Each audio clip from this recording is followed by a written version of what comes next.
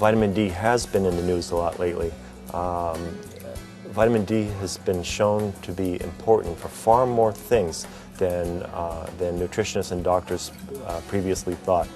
Everybody thinks about vitamin D as the calcium vitamin, and vitamin D is important to your body's storage and supply of calcium. Vitamin D is essential, especially for older women, because it does help to prevent osteoporosis. Because it's actually dealing with the calcium that helps build. That's right. Bring the calcium to the bones. That's right. Yeah. Calcium helps your body to keep your dietary calcium in your body.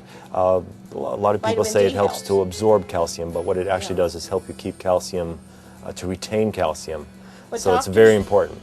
So we all thought we had enough vitamin D if you went outside and you got some sunshine. But now what have we learned? The sun is highly overrated as a source for vitamin D. First of all, we live in a northern climate where we don't get a lot of sun. No. People are cautioned to use sunscreens and wear hats Which to protect them from the inhibits- sun. And this inhibits our body's ability to synthesize vitamin D. But what do we need to know so now we know you should take vitamin D because you may not be getting enough of it in your diet. How will we get vitamin D in our diet? From dairy? Vitamin D is in dairy foods. Right. It's also in small quantities in fish. Right. But So if most I'm- people don't get enough Yeah. from vitamin D. The sad truth is that even people in good diets, even Americans who have relatively good diets, don't get enough vitamin D.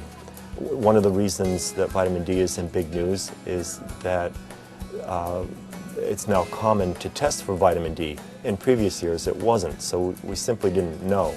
But it has been shown that, that most women over middle age are deficient in vitamin D, and overall 40% of Americans are deficient in vitamin D. Wow. And So what do we need to know when we step up to the counter here and we look at the vitamin D on the shelf? What can you tell us about this? well, first of all, you might want to look at the potency and make a decision about what strength of vitamin D to use in a supplement. The standard that's been around for 20 or 25 years is the 400 IU vitamin D, but doctors today are recommending anywhere between 1,000 IUs of vitamin D, like the one you were holding, Right. on up to 5,000 units of vitamin D. Wow. So That- you would take one capsule a day. Yes. And for those who are really deficient, it could go up to as much as 5,000. Right, 5,000. A common protocol, especially if you've been diagnosed as being deficient in vitamin D, is to take 5,000 IUs, take one bottle, so that would be for 3 months, 90 capsules for 3 months, and then to be retested or to just switch to a lower potency. So you must talk to people who have just come from their doctor who Yes. give you that information Yes. as their protocol. Most people coming from knowledgeable doctors anyway, looking for vitamin D, are looking for a higher strength, 2,000 to 5,000 IUs. Did I hear anything lately about vitamin D associated with heart disease? Is that something you've read? Not so much with heart disease, but vitamin D is associated with many more very important things than was previously thought. For example, it's wintertime, and everybody knows about the condition known as seasonal affective disorder, or SAD. People tend to get depressed in the winter.